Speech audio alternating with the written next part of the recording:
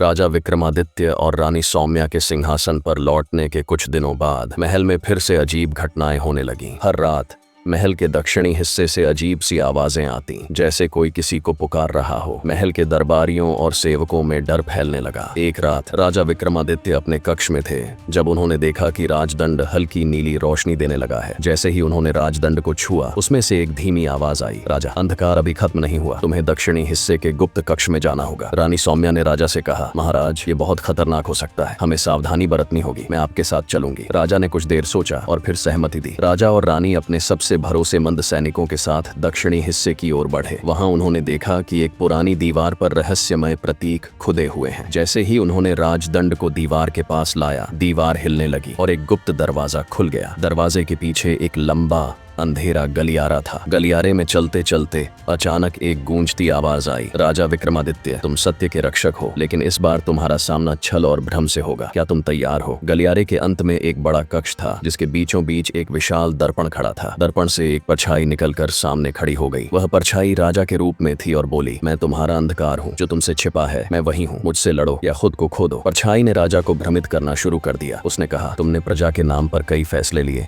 लेकिन क्या वे सभी सही थे?